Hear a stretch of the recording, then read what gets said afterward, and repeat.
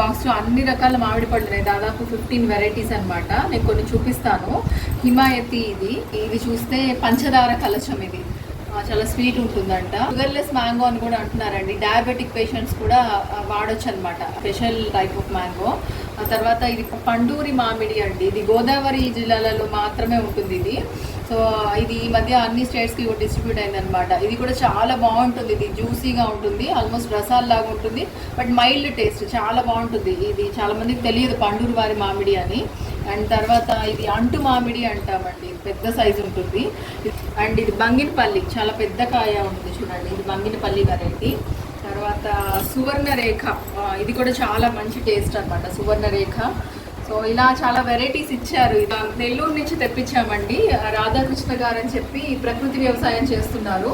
ఆయన 70 ఏకర్స్లో mango and పసుపు పంటలు పండిస్తున్నారు. ఇది వృక్ష ఆయుర్వేద పద్ధతుల్లో మన ఆవు ఆధారంగా వ్యవసాయం చేస్తూ అండ్ ఆకు కషాయాలతో ఈ మ్యాంగోస్ అన్ని పండించారనమాట.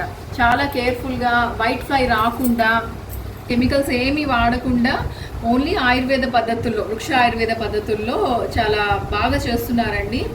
త్రూఅవుట్ ఇండియా ట్రాన్స్పోర్ట్ అవుతున్నాయి. సో అన్ని రకాల మామిడి పండ్లు ఒకే చోట దొరుకుతాయనంటే వృక్ష ఆయుర్వేదలోనే అనుకోవచ్చు మనం, ఈ న్యాచురల్ విధానంలో. నేను నంబర్ షేర్ చేస్తాను. ఇంకో అడ్వాంటేజ్ ఏంటంటే ట్రాన్స్పోర్టేషన్ ఫ్రీ మనకి హైదరాబాద్కి, ఓన్లీ ఫర్ హైదరాబాదీస్ అంట. ట్రాన్స్పోర్టేషన్ మనం పే చేసుకోక్కర్లేదు, వాళ్ళే ట్రాన్స్పోర్ట్ చేస్తారు. త్రూఅవుట్ హైదరాబాద్ 25 డిపోస్ ఉన్నాయి. సో మనకి నియర్ బై డిపో మనం సెలెక్ట్ చేసుకొని ఆర్డర్ చేసుకుంటే. కెమికల్ రైపనింగ్ ప్రాసెస్, రసాయనాలతో కాయలని పండుగ మార్చడం, ముఖ్యంగా చెప్పుకోదగింది కాల్షియం కార్బైడ్. అది ఒక తెల్లటి పదార్థం అండి.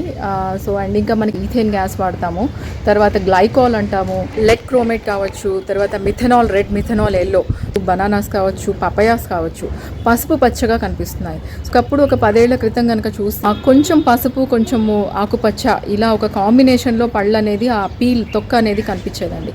బట్ ఇప్పుడు అలాగా మనకి ఒక natural colour shade, green with yellow shades అనేది కాయ పీల్ మీద, తొక్క మీద కనిపించట్లేదు. సో దానికి కారణం ఇదే, ఇలాంటి రసాయనాలకు యూనిఫామ్గా ఎక్స్పోజ్ అవ్వడం వల్ల. ఎగ్జాంపుల్, ఒక బనానా మనకి మార్కెట్లో దాదాపు అన్ని ఎల్లో కలర్ బనానాసే కనిపిస్తున్నాయి, పసుపు పచ్చటి అరటిపళ్ళు. సో ఇంతకుముందు అలా ఉండేవి కాదు. చుక్క అరటి పళ్ళు కావచ్చు, అమృతపాణి, చక్కెరకేడి, ఇవన్నీ కూడా తొక్క పసుపు అండ్ ఆకుపచ్చ కాంబినేషన్లో కనిపించేది. సో అలా ఏంటి అంటే న్యాచురల్గా ప్రకృతికి సహజంగా చెట్టుకి పక్వత చెంది తీసిన తర్వాత కూడా ఒక రూమ్లో పెట్టడమో లేకపోతే ఒక గడ్డి వేయడమో ఇలా కొంచెం వామ్నెస్ని అందించినప్పుడు అవి ఆటోమేటిక్గా ఒక్కొక్కటి పండడం మొదలు పెడతాయి. సో బట్ ఇది అలా కాదు, మనం ఆర్టిఫిషియల్గా చేసే ఈ కెమికల్ రైపనింగ్ ప్రాసెస్లో రూమ్లో ఒక డంప్ వేసేసాక, మ్యాంగోస్ కానీ ఇంకేదైనా టన్స్లో బనానాస్ కానీ వేసేసాక అందులో మనకి ఈథేన్ గ్యాస్ రిలీజ్ చేయడము లేకపోతే కాల్షియం కార్బైడ్కి ఎక్స్పోజ్ చేయడం జరిగినప్పుడు యూనిఫామ్గా అన్నీ ఒకటే కైండ్ ఆఫ్ థిక్ ఎల్లోగా మారిపోతాయి అన్నమాట. సో ఇదేంటి అని అంటే ఆ ఈథేన్ గ్యాస్ అనేది ప్రేరేపిస్తుంది ఆ తొక్కలోకి, అది ఇండ్యూస్ అయ్యి లోపలికి చొచ్చుకొని పోయి ఆ గ్యాస్ అనేది ఆ పండు టిష్యూస్లో కూడా జొరబడిపోయేసి ఆ ఈథేన్ గ్యాస్ అనేది పండు పక్వత చెందడానికి, అంటే కలర్ మారడానికి ముఖ్యంగా దోహదపడుతుంది అనమాట. సో ఆర్టిఫిషియల్ ప్రాసెస్లో. సో దానివల్ల ఏమవుతుందంటే బయట పసుపు రంగులో కనిపిస్తుంది కానీ టిష్యూ సాఫ్ట్ అవ్వదు. సో అందుకని మనకి ఇలా కెమికల్లీ రైపండ్ ఫ్రూట్స్ కనుక గమనిస్తే ఈ లోపల ఉన్న చాలా కలర్ఫుల్గా ఎల్లోగా ఉన్నాయని మంచి పండుని తీసుకున్నప్పటికీ కూడా హార్డ్నెస్ ఉంటుంది, టిష్యూ కూడా మనకి సాఫ్ట్గా ఉండదు. సో మనకి ఈక్వల్గా అనేది అది పండడం అనేది ఉండదన్నమాట. జస్ట్ ఫర్ కలర్ చేంజ్ అనుకోవచ్చు, రైపన్ అయింది అని అనలేము, జస్ట్ కలర్ చేంజ్ అంతే. సో ఇలాగా ఈవెన్ పపయా కావచ్చు, బనానా కావచ్చు, ఈవెన్ టొమాటోస్ కూడా. సో టొమాటోలు కూడా పండడానికి, చెట్టుకి పండడానికి చాలా టైం పడుతుంది.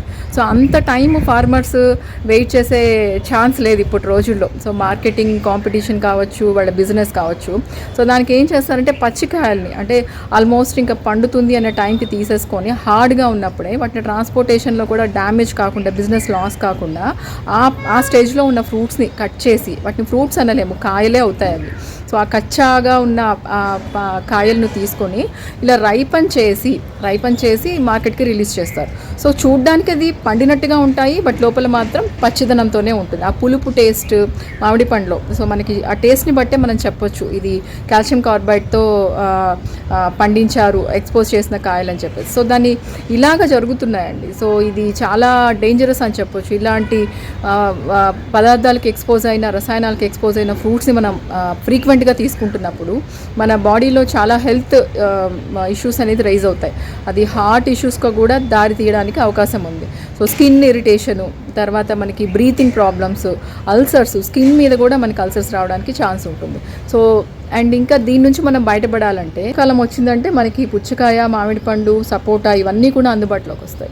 సో ఇలాంటి కాయల్ని మనము రసాయనాలతో పండించి దాదాపు 80% అలానే ఉంటుంది. ఎక్కడో కొంచెం ఆర్గానిక్ స్టాల్స్లో, స్టోర్స్లో కొంచెం న్యాచురల్గా పండించినవి అందుబాటులో ఉన్నాయని అన్నప్పుడు వాటిని కూడా మనం టెస్ట్ చేసుకోవాలంటే, ఎగ్జాంపుల్ ఒక వాటర్ మెలన్ చాలా రెడ్గా ఉంటుంది చూడడానికి, బట్ అది న్యాచురల్ రెడ్డా కాదా అని చూడాలి అంటే ఒక చిన్న పేపర్ టిష్యూ తీసుకొని దాని మీద కాటన్ని కానీ అద్దినప్పుడు మనకి ఆ పేపర్కి ఒక 1 మినిట్ దాన్ని జస్ట్ కాస్త ప్రెషర్ ఇచ్చి తీసినప్పుడు ఆ పేపర్ని దానికి రెడ్ కలర్ అంటింది అని అంటే కనుక అది కెమికల్గా రైపన్ అయినట్టు. సో అలా కాదు అని అంటే మనకి కలర్ అంటది, వాటరీగానే ఉంటుంది, రెడ్గా ఉన్నప్పటికీ కూడా టిష్యూకి అంటది అనమాట రెడ్నెస్ అనేది.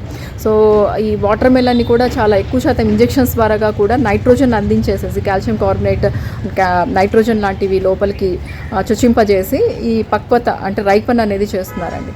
సో ఇవన్నీ మనం గమనించుకోవాల్సిన అవసరం ఉంది. అండ్ న్యాచురల్గా పండించడం కూడా కొంచెం రైతులు దృష్టి పెట్టాల్సిన అవసరం ఎంతైనా ఉంది. గవర్నమెంట్ కూడా food safety and standards association institute వాళ్ళు కూడా 2011లోనే బ్యాన్ చేశారు కాల్షియం కార్బైడ్ని యూజ్ చేయకూడదని చెప్పి. బట్ స్టిల్ ఇది చాలా ఈజీగా అందుబాటులో ఉంటుంది. అంటే సమ్ వెల్డింగ్ షాప్స్లో కూడా ఇది అందుబాటులో ఉంటుంది అనమాట. సో అందుకని చాలా చీప్గా దొరుకుతుందని చెప్పేసి ఫార్మర్స్ కానీ ట్రేడర్స్ కానీ కొనుక్కొని దీన్ని వాడేస్తున్నారు. కాల్షియం కార్బైడ్ అనేది మనకి చాలా వరకు వాష్అవుట్ చేయాలంటే పండ్ల నుంచి రన్నింగ్ వాటర్లో వాష్ చేయాలి ఫస్ట్ ఆఫ్ ఆల్, తర్వాత పీల్ తీసేసేయాలి. అండ్ తర్వాత ఫ్రూట్ని ఎక్కువగా కట్ చేసి తీసుకుంటే కనుక ఈథేన్ గ్యాస్ లోపల ఎక్కడైనా ఉంటే అది చాలా వరకు వాష్అవుట్ అయిపోతుంది, ఎవాపరేట్ అయిపోతుంది. మామిడి పండు మీద, ద్రాక్ష పండు మీద, తర్వాత పపయ మీద మనం ఒకసారి ముట్టుకుంటే వైట్ పౌడర్ తగులుతుంది అనమాట. కెమికల్లీ రైపెండ్ ఫ్రూట్ అని గమనించి దాన్ని బాగా వాష్ చేసి ముక్కలుగా కట్ చేసి పీల్ అవుట్ చేసేసి తీసుకోగలిగితే మంచిది. ఈవెన్ ఇది గ్రేప్స్లో ఉంటుంది, మ్యాంగోలో ఉంటుంది, చాలా పళ్ళల్లో మనం యూజువల్గా చూస్తూనే ఉంటాము. సో ఇలాంటి చిన్న జాగ్రత్తలు తీసుకోగలిగితే అట్లీస్ట్ కొంతవరకు మన సేఫ్ జోన్లో ఉన్నట్లు.